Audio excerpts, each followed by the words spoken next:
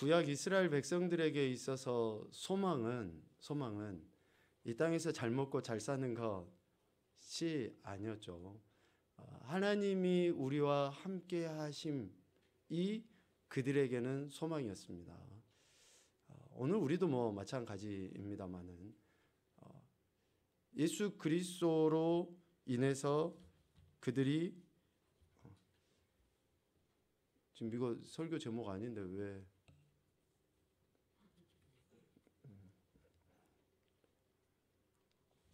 구약 이스라엘 백성들에게 있어서 소망은 하나님이 우리와 함께 하시다, 즉 임마누엘이죠. 출애굽기 말씀을 우리가 좀 살펴볼 필요가 있습니다. 이스라엘 백성을 애굽에서 하나님이 건져내시죠. 그리고 출애굽의 그 모든 여정 가운데 가나안 땅에 들어가기까지 이스라엘 백성에게 하나님이 주신 최상의 축복은 내가 너희와 함께 하겠다라는 그런 약속의 말씀이었습니다. 우리 출애굽기 12장 37절 말씀인데요. 우리 오늘 화면을 좀 보면서 같이 말씀을 봤으면 좋겠습니다. 이 말씀 한번 읽어볼까요? 이스라엘 자손이 람셋을 떠나서 숫곳에 이르니 유아 외에 보행하는 장정이 60만 가량이요. 아멘. 실질적으로 이제 저들이 애굽에서 나와서 이제 가나안 땅을 향해 가는 거죠. 출애굽 이제 시점을 지금 출애굽기 12장 37절에서 이야기합니다. 이 가나안 땅을 향해 가는 여정 가운데 출애굽기 13장에 하나님이 이런 축복의 말씀을 하시는 거예요. 13장 21절 22절 말씀도 보죠. 시작.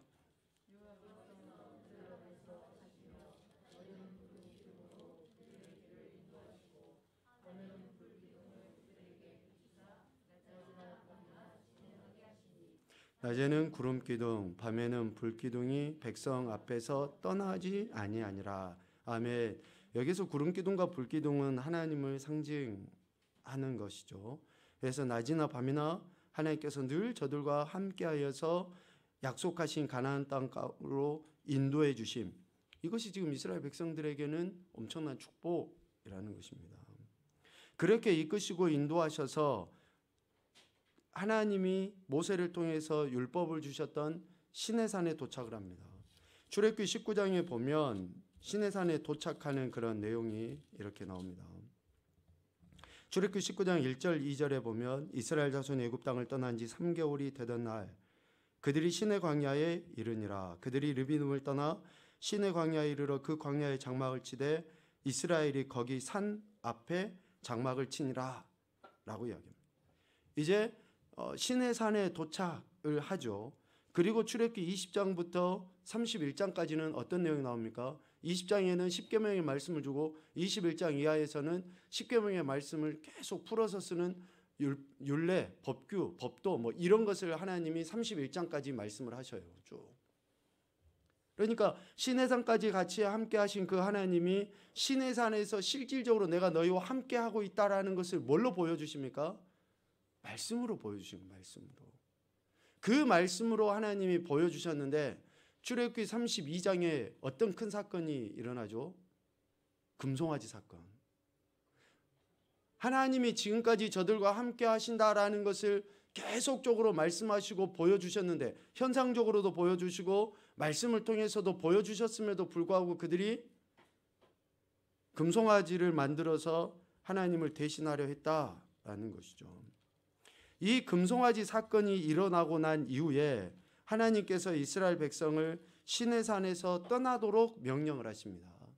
그 시내산에서 머물러 있는 동안은 하나님의 임재, 하나님과 함께 있었던 그 장소이고 시간이거든요. 그런데 출애굽기 33장에 보면 하나님께서 이스라엘 백성을 시내산에서 떠나라 라고 명령하셔요. 출애굽기 33장 말씀은 여러분 펴보십시오.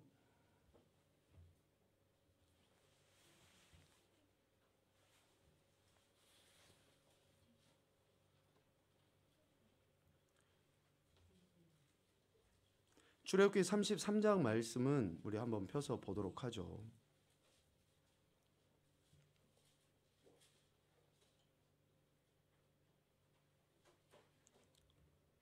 제가 읽어드릴 테니까 눈으로 한번 봐보십시오. 출애굽기 33장 1절에 보면 여호와께서 모세에게 이르시되 너는 내가 애굽 땅에서 인도하여 낸 백성과 함께 여기를 떠나서 내가 아브라함과 이삭과 야곱에게 맹세하여 네 자손에게 주기로 한 그 땅으로 올라가라 라고 하나님이 명령하십니다.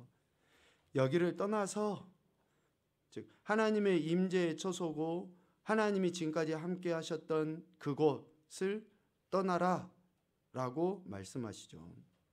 그런데 3절 말씀을 보면 우리 같이 보겠습니다. 33장 3절입니다.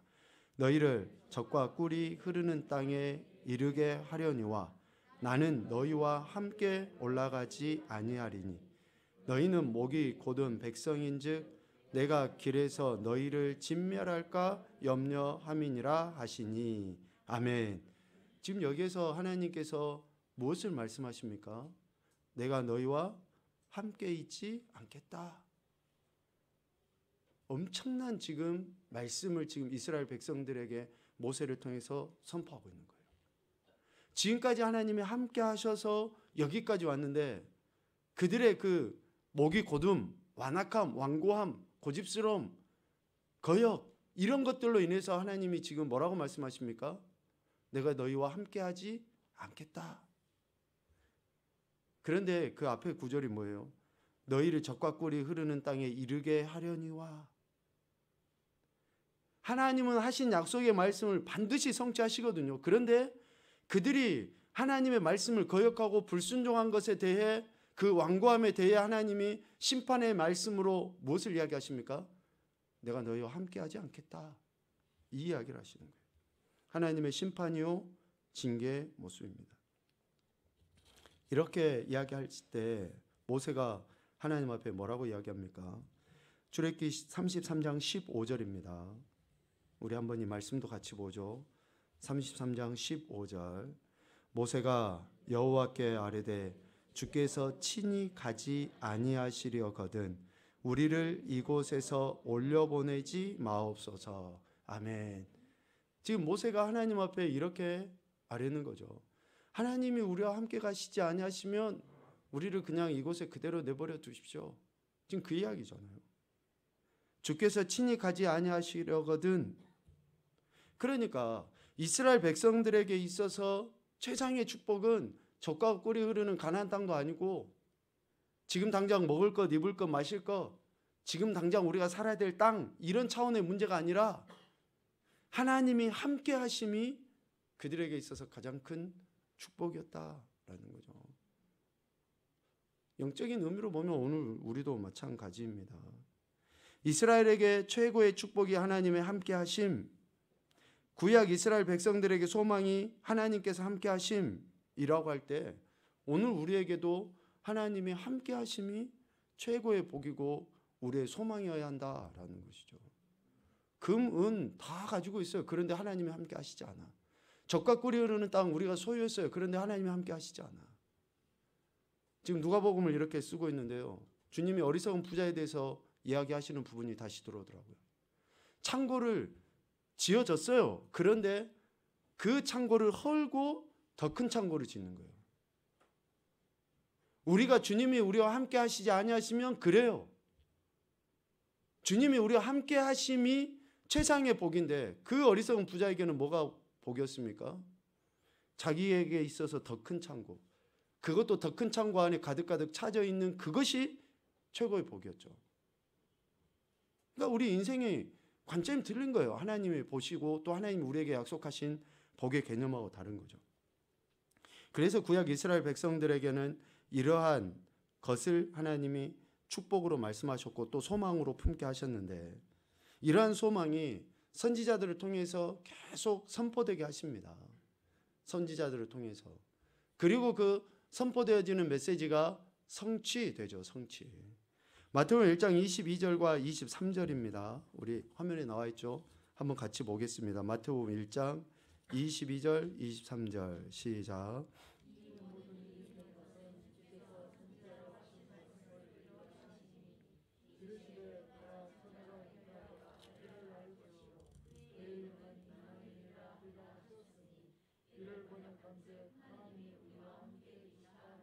아멘. 주께서 선지자들을 통해서 하셨던 말씀을 이루신 거죠. 이스라엘 구약 이스라엘 백성들의 소망을 하나님이 예수 그리스도를 이 땅에 오게 보내심으로 인해서 성취하신 거예요. 성취하신 거예요. 그리고 이 땅에 육신의 몸을 입고 오신 임마누엘 하신 그 하나님의 사역, 예수 그리스도의 사역이 끝나고 어떻게 합니까? 다른 보혜사를 보내시겠다라고 약속을 하셔요. 다른 보혜사를 보내신 이유는 뭡니까? 그것도 함께 하시기 위해서 보내신 거예요. 함께 하시기 위해서. 우리 요한복음 14장 16절 17절입니다. 보겠습니다. 시작. 내가 아버지께 구하겠으니 그가 또 다른 보혜사를 너희에게 주사 영원토록 너희와 함께 있게 하리니 그는 진리의 영이라 세상은 능히 그를 받지 못하나니 이는 그를 보지도 못하고 알지도 못함이라. 그러나 너희는 그를 아나니 그는 너희와 함께 거하시며 또 너희 속에 계시겠습니다. 아멘. 지금 계속 반복적으로 이야기하잖아. 함께. 예수님의 이 땅에 오심도 이스라엘 백성들과 함께 하시기 위함이고 성령 하나님의 이 땅에 오심도 임하심도 함께 하시기 위해서 오신 것이다. 성부 하나님의 함께 하심, 성자 예수님의 함께 하심, 성령 하나님의 함께 하심을 성경에서는 계속 이야기합니다. 그래서 임마누엘, 하나님이 우리와 함께 하신다. 그것도 세상 끝날까지 영원토록 우리와 함께 하신다라는 것은 우리 인생이 누릴 수 있는 최고의 축복이라는 거죠. 이것은 아는 사람들만 아는 거야. 아는 사람들만. 그러니까 우리가 이것이 복되다라고 확신을 하고 늘 하나님이 우리와 함께 하심을 인식하며 살아가는 것이 얼마나 큰 축복인지를 우리가 알아야 한다라는 것이죠. 손에 금은 들었어. 근데 이게 금인지 돌인지 뭔지를 몰라. 그것같이 어리석은 것은 없잖아요. 내가 가지고 있고 내가 쥐고 있고 내가 있는 그것이 얼마나 가치 있는 건가를 알아야지만이 되는 거죠. 그래서 하나님이 지금 나와 함께 하심이 축복이라는 거예요. 이 축복을 우리가 알 때에 어떻습니까? 세상 사람들은 그것을 모르고 이리저리 방황하지만 우리는 하나님의 은혜 안에 하나님 주신 그런 능력들을 또 아니면 그 나라를 소망하며 살아가는 그런 인생들이 되는 것이죠. 자, 임마누엘을 깨닫고 누릴 수 있는 것이 우리에게 큰 축복인데요. 그럼 이 임마누엘을 깨달을 수 있는 길과 방법은 뭘까? 지난 시간까지는 우리 말씀을 이야기했습니다. 말씀. 하나님이신 그분이 말씀으로 이 땅에 존재하신다고 했으니까 말씀을 통해서 우리는 임마누엘을 깨닫고 또 누리죠. 근데 이제 이번 주부터는 다른 하나의 방법인 기도를 이야기하려고 합니다. 기도. 우리가 기도를 통해서 하나님이 우리와 나와 함께 하신다라는 것을 깨닫게 되는 거예요. 오늘 우리가 읽은 시편 62편 8절 말씀에 보면 백성들아 시시로 그를 의지하고 그의 앞에 마음을 토하라. 하나님은 우리의 피난처시로다. 라고 이렇게 이야기합니다.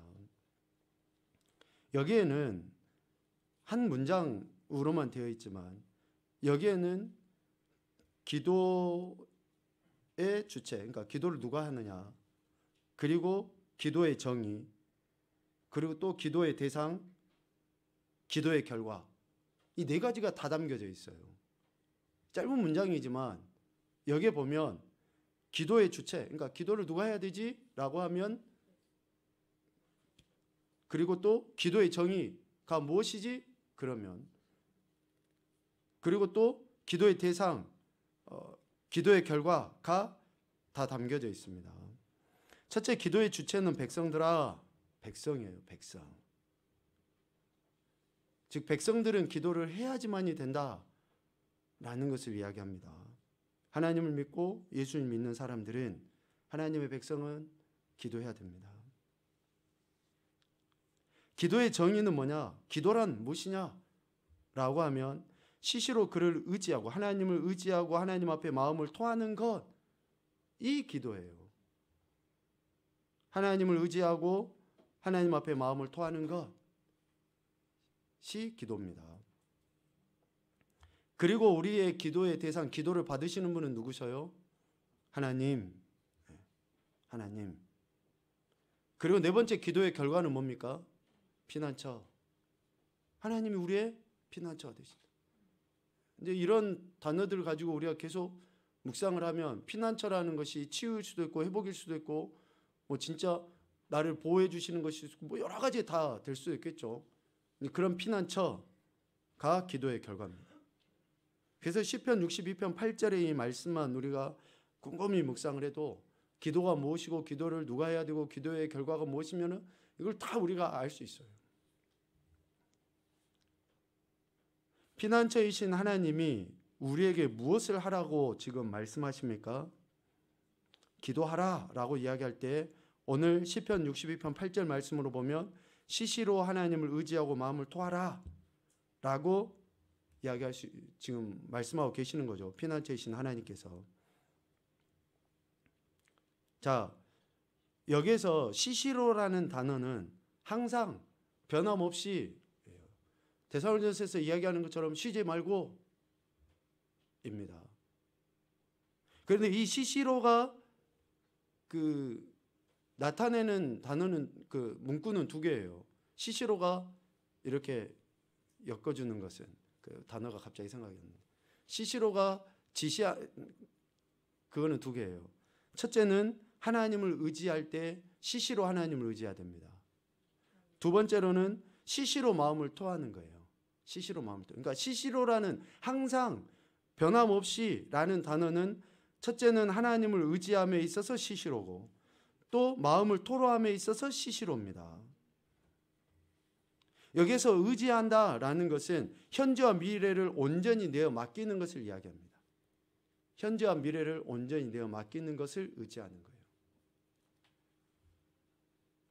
내 삶의 주인이 누구다 고백을 하는 거죠. 온전히 그렇게 내어 맡기는 겁니다. 현재와 미래에 대해서. 실제 우린 과거는 별 의미 없습니다.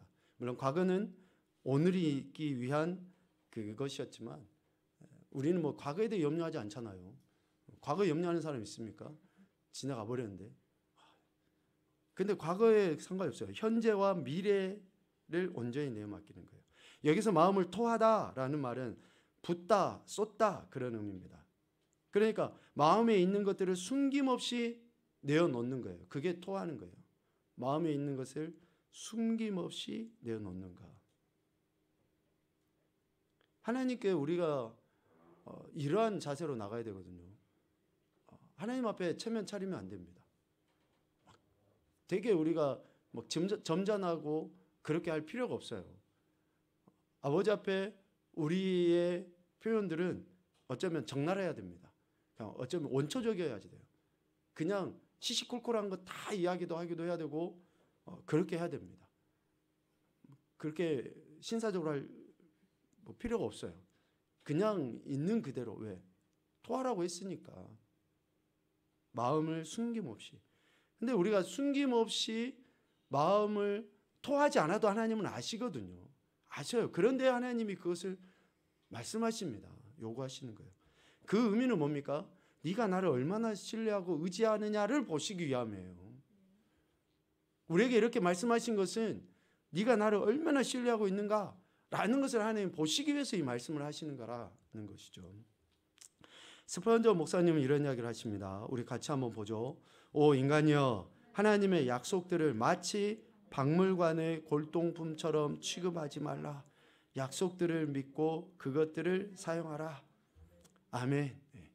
하나님이 하신 그 약속의 모든 말씀들을 그냥 쫙 전신을 해놔. 내 것으로 취하지는 않아. 이게 우리 인간의 어리석음이거든요. 하나님이 하신 약속의 말씀을 내가 갖다가 쓰면 내게 되는데 쓰지를 않고 그냥 골동품 취급을 하는 거예요. 너무나 표현이 맞는 것 같습니다. 그러니까 하나님의 말씀을 읽고 내 삶에서 살아내고 그 말씀 붙잡고 기도하고 그런 일들이 계속 반복되는 것 자체가 뭐예요?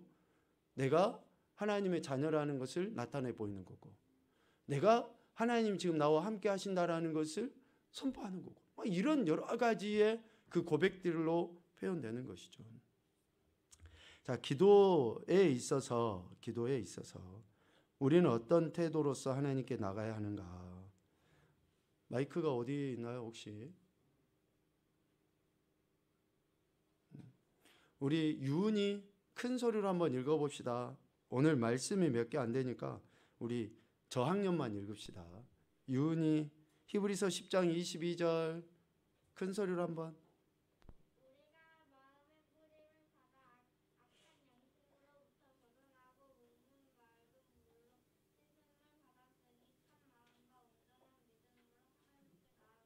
아멘. 자, 이게 중요한 말씀을 하고 있습니다.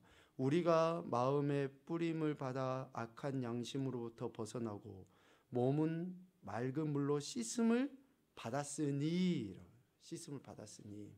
그러니까 예수 그리스도의 십자가의 보배로운 피로 우리가 깨끗하게 씻음을 받았으니까, 정결하게 되었으니까, 거룩하게 되었으니까 참 마음과 온전한 믿음으로 하나님께 나가야 한다. 그러니까 기도에 대한 우리의 태도는 참 마음과 온전한 믿음으로 나가는 거예요. 참 마음과 온전한 믿음으로. 그런데 이 참 마음과 온전한 믿음은 어떻게 주어집니까? 내가 그냥 산속 깊은 곳에 가서 자부자 틀고 아무 소리도 안 듣고 눈 찌 감고 있으면 참 마음과 온전한 믿음으로 나가는 게 아니라는 거예요. 참 마음과 온전한 믿음으로 하나님께 나아간 것, 즉 하나님께 기도할 수 있는 것은 앞서 10장 22절 전반부까지 이야기하시는 이러한 거룩함을 받았기 때문에 그렇게 나갈 수 있다라는 것이죠. 그래서 우리가 신세 한탄하는 거하고 기도하는 거하고는 다릅니다. 내가 이렇게 어쩌면 생각해보는 것하고 기도하고는 다릅니다. 기도는 거룩함을 입은 하나님의 자녀들이 하나님께 나가는 거예요. 하나님께 나가는 거. 그러한 마음으로, 믿음으로 나가는 거죠. 그래서 기도는 그리스도인들의 뭡니까? 특권이에요. 특권. 그리스도인들이 가지는 하나님의 자녀 임마누엘 하신 하나님을 아는 그 가치를 알고 있는 자들의 특권이 기도입니다. 그러니까 기도합시다 그러면은 아멘 해야지. 기도합시다 그러면 인상 쓰면 안 돼요.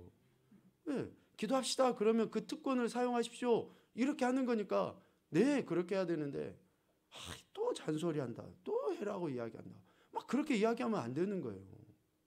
말씀 읽고 묵상합시다 이것도 하나님이 지금 당신과 함께 하심을 당신이 아십시오 라고 이야기하는 거니까 아멘 이렇게 해야 되는데 또 이야기해. 1년 내내 주보있다 강구하고 왜 자꾸 이렇게 이야기하는데 그렇게 이야기하시면 안 되는 거예요. 아니 목사가 다녀 있어서 이 이야기를 해야지 뭔 이야기를 해야 됩니까? 시작. 아니 반박자가 늦어. 꼭 제가 시작을 해야지 아멘 하시면 안 되죠. 아니 목사가 이 이야기를 해야죠. 하나님이 지금 당신과 함께 하십니다. 그것을 알고 더 은혜와 능력 속에 사시도록 말씀과 기도에 힘쓰십시오. 이 이야기를 여러분들이 들어야지. 이 이야기를 못 들으면 문제인 거예요. 문제. 목사가 문제고 성도들도 문제고. 그래서 우리가 예수 그리스도를 믿는 자들이, 깨끗하게 씻음받은 자들이 하나님께 이러한 태도로 기도하는 것은 특권이다라는 거죠. 예수님은 기도를 설명하실 때 세 가지의 명령으로 표현하시고 그 명령에 대한 세 가지의 약속을 분명하게 하셨습니다. 누가복음 11장 9절인데요. 주영이 한번 읽어보자. 내가 또 너희에게 이르노니 구하라 그러면 너희에게 주실 것이요 찾으라 그러면 찾아낼 것이요 문을 두드리라 그러면 너희에게 열릴 것이니. 아멘. 첫째 명령은 뭡니까? 구하라. 둘째 명령은 찾으라. 셋째 명령은 두드리라. 그러면 주시고 찾아내게 되고 열리게 된다라고 이 약속을 분명히 말씀하셨습니다. 그래서 우리가 예수님의 이 명령에 의해서 기도하는 거예요. 예수님의 명령에 의해서 말씀에 대한 태도로서 우리는 기도하는 겁니다. 구체적으로 이제 이러한 주시고 찾아내고 열리고 하는 것들을 이전에 또 설교를 통해서도 같이 나눴으니까요. 빌립보서 4장 6절 7절 말씀은 우리에게 세 가지에 대해서 이해할 수 있도록 가르쳐주고 계시는데요. 빌립보 4장 6절 7절 말씀입니다. 누구죠? 정훈이. 그래, 우리 정훈이 한번 크게 읽어보자. 네. 아무것도 염려하지 말고 다만 모든 일에 기도와 간구로 너희 구할 것을 감사함으로 하나님께 아뢰라. 그리하면 모든 지각에 뛰어난 하나님의 평강이 그리스도 예수 안에서 너희 마음과 생각을 지키시리라. 아멘. 네, 그렇습니다. 이 말씀 우리가 너무 기도할 때 기도에 대해서 성경 구절로서 우리가 익히 잘 알고 있는 말씀입니다. 이 말씀을 보면 하나님이 우리에게 무엇을 하지 말라라고 말씀하십니까? 아멘. 염려하지 말라. 근데 거기 앞에 한 단어가 있죠. 아무것도. 염려하지 말라 그러니까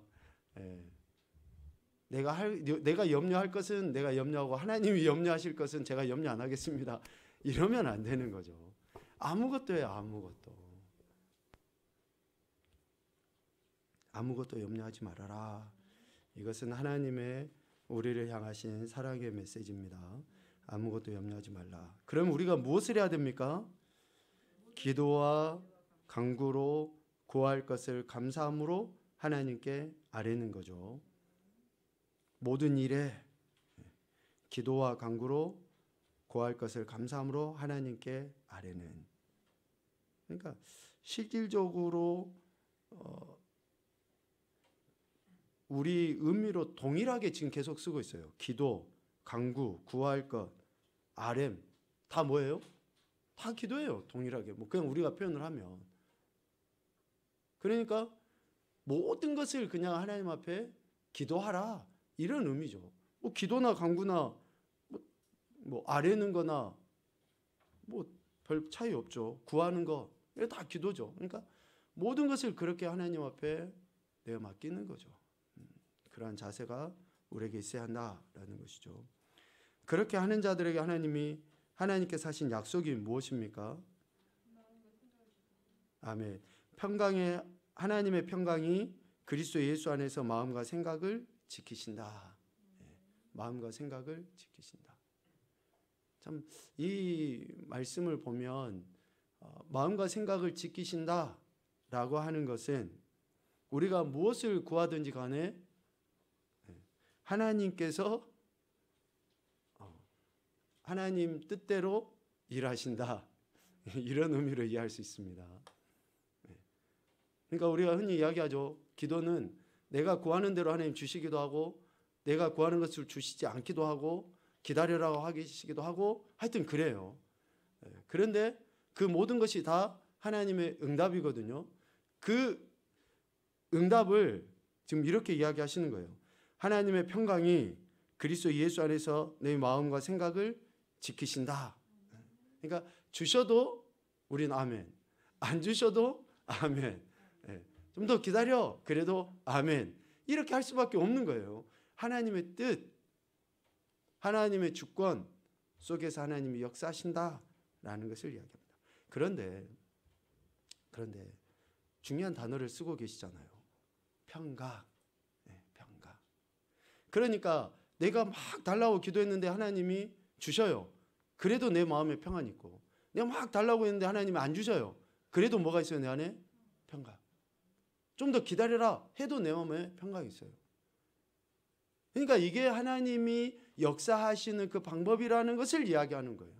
그런데 우리는 내가 구하는 것을 꼭 내 손에 쥐어야지만이 평강이라고 생각을 해요. 응답이라고 이야기합니다. 그러나 하나님의 주권과 하나님의 역사심 속에 기도에 대한 하나님의 약속은 평강이에요. 평강. 무엇을 우리에게 말씀하셔도 우리에게는 하나님께 우리가 기도했다 그러면 그것은 평강으로 주어지게 되는 것이죠. 자, 시편 50편 15절에 보면 하나님께서 이렇게 명령하시고 또 그에 따른 약속을 이야기하십니다. 자, 지금 우리 빌립보서 말씀도 그렇고 누가복음 11장도 그렇고 계속 하나님이 명령하시고 그에 따른 약속을 이야기하셔요. 지금 하나님은 그렇게 이야기하십니다. 구약 성경부터 신약까지 다 명령하시고 명령에 대한 태도를 보일 때에 이러한 약속을 이야기하시는 거예요. 시편 50편 15절 우리 정후가 한번 읽어볼까요?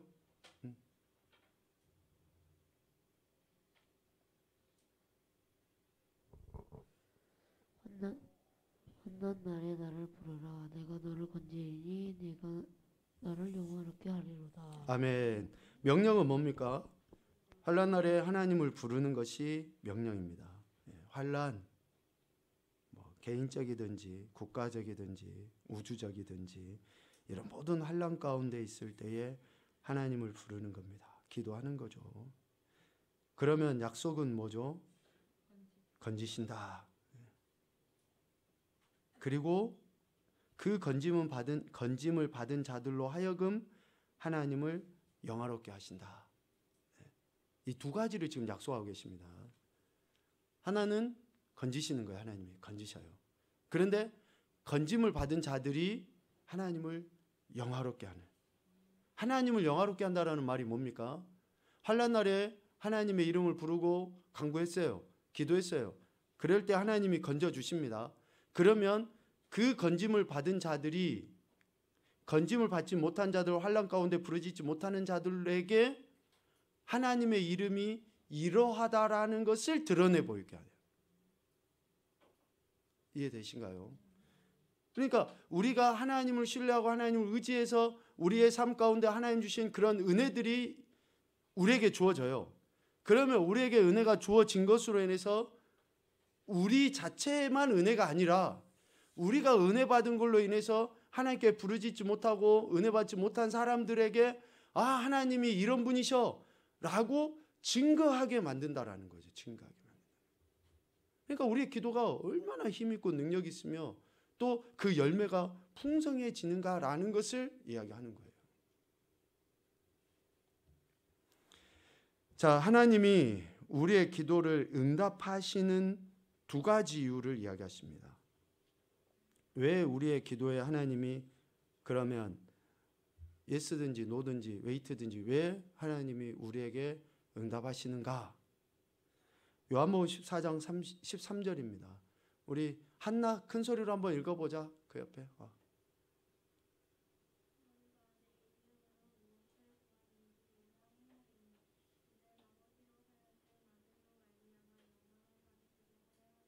아멘. 하나님께서 응답하시는 것의 첫 번째 이유는 뭐냐? 우리는 누구의 이름으로 기도합니까? 하나님의 아들 예수 그리스도의 이름으로 기도합니다. 그러니까 우리가 하나님의 아들 예수 그리스도의 이름으로 기도했기 때문에 하나님께서 응답하심으로 인해서 예수 그리스도의 이름이 능력 있다. 예수 그리스도가 진짜 하나님의 아들이시다. 뭐 하여튼 이러한 것들을 드러내 보이는 거예요. 드러내 보이는 거예요. 예수 그리스도의 이름이 영광받게 되기 때문에 하나님께서는 우리의 기도를 들으시는 거죠. 그래서 역으로 생각하면 우리는 반드시 예수 그리스도의 이름으로 기도해야 됩니다. 예수 그리스도의 이름으로. 좀 뭐 다른 이야기지만 우리가 기도할 때 주님의 이름으로 기도합니다. 뭐 그냥 다 아니까 이해는 합니다. 그런데 표현 자체를 분명하게 예수 그리스도의 이름으로 기도합니다 라는 용어를 쓰셔야지 됩니다. 그냥 교회 공동체 안에서 우리가 다 아니까 뭐 주님 뭐 이렇게 부르고 하지만 반드시 예수 그리스도의 이름으로 하는 것이 옳습니다. 두 번째는 요한복음 16장 24절입니다. 우리 강요 한번 읽어보자. 지금까지는 너희가 내 이름으로 아무것도 구하지 아니하였으나 구하나 그리하면 받으리니 너희 기쁨이 충만하리라. 아멘. 예수님의 이름으로 구할 때 구하는 이들에게 기쁨을 충만하게 하시기 때문에 그렇습니다. 그래서 우리가 기도할 때에 하나님은 응답해 주시는 거죠. 그래서 기쁨이 충만하다라는 것은 성령의 열매 가운데 희락입니다. 희락. 이 희락은 세상이 줄 수 없는 거예요. 오직 예수 그리스도로부터, 그러니까 예수 그리스도의 이름으로 기도할 때 하나님으로부터 받는 것이 희락입니다. 성령의 열매, 성령의 은사가 희락이라고 하는데 우리가 기도할 때에 하나님께서 응답해 주심으로 인해서 우리 안에 그런 성령의 은혜와 열매를 맺게 하시고 부어주신다라는 것이죠. 그래서 결국 기도는 예수님의 이름을 영광스럽게 하는 것이며 기도하는 이들에게 하나님께서 주시는 기쁨으로 충만하게 합니다. 그래서 기도하는 사람들은 얼굴이 환할 수밖에 없어요. 성질나는 화남이 아니라 그 화날 수밖에 없어요. 화날 빛이 나는. 화나다 그러면 막 제가 요즘 썰렁한 개그를 안 했더니 성도들이 좀 안색이 안 좋아서 오늘 한번 했습니다. 화내지는 거예요. 이런 일들로도 웃어야죠. 웃어야지. 뭐 맛있는 거 먹었니? 그래서 우리가 예수님의 이름을 부르고 예수님의 이름으로 기도하고 하는 것은 지금 하나님이 나와 함께 하신다라는 것을 표현하는 것이기 때문에 정말 하나님께서 우리에게 말씀과 기도로서 하나님 앞에 나아가기를 하나님이 우리에게 말씀하시죠. 날마다 말씀과 기도 안에서 우리의 영과 육이 주님과 늘 동행하는 그러한 멋진 그리스도인의 삶이 되었으면 좋겠습니다. 앞서 이야기한 것처럼 환난 날에 나를 부르라 라고 분명히 말씀하십니다. 지금 어느 누가 이야기해도 또 어느 누가 이렇게 둘러봐도 지금이 환난 날인 것 같아요. 환난 날에 나를 부르라라고 하셨으니까 우리가 이렇게 이러한 시대 말에 기도하는 것을 통해서 예수님의 이름도 높여드리고 또 하나님이 우리에게 주시는 기쁨으로도 충만해지는 그러한 귀하고 복된 인생이 되셨으면 좋겠습니다. 날마다 주님과 동행하시는 귀한 삶 되시기를 주님의 이름으로 축복합니다.